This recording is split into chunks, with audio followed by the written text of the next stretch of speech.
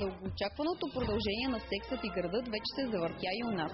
Червеният килим, бялата лимузина, шампанското и бейли с вкус на шоколадова мента – всичко беше съвсем по-холивудски, макар и точно до сами Цариградско шосе. Тръпката подсилиха нашинските еквиваленти на Кари, Тозария и компания. 4 от най-обичаните български звезди влязоха в ролята на култовата дамска четворка. Те бяха облечени и фризирани точно като героините от филма. Образът на вечния съблазнител, по когото въздиша Кари, пък изигра певецът Орлин Горанов. По-скоро си приличам, може би, с истинската, с актрисата, която изпълнява ролята на Кари, Сара Джесика Паркър, защото, доколкото знам, тя не е много по купоните. Тя винаги казва, не съм толкова бляскала, колкото на екрана, не се лъжете, аз съм всъщност една обикновена домакиня. И ти ли това казваш? Ами, чак домакиня, кой знае колко не се задържам вкъщи, нямам време да съм домакиня, но съм така, едно обикновено пораснало момиче. Тозария не е по-различен от повечето мъже в пространството. Той просто има собствено виждане за живота си, за живота около него. И ако някой се съобрази с него, би било добре.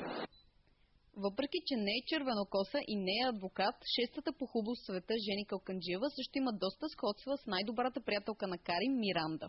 Тя е семейна и съчетава постоянно семейството, отглеждането на дете, тъй като знаете, че аз сама си отглеждам детето, с работата, с професията.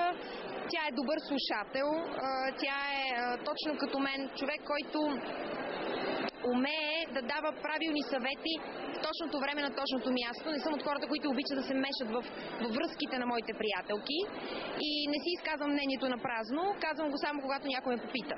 Ти Саманта и аз я ръководим успешно бизнеса си сами, не се съобразихме с абсолютно никой и се доверяваме на собствения си усет за щастие. Тя ръководи успешно пиар и рекламната си агенция, както и аз моята. Фолк-певицата Анелия пък се превъплати в миловидната Шарлот, чиято главна цел в живота е да бъде предана съпруга и майка.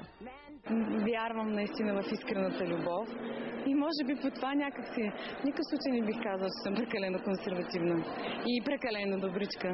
Добра съм като човек, но всяка жена, знаеш, малко приказката жените са като вълните.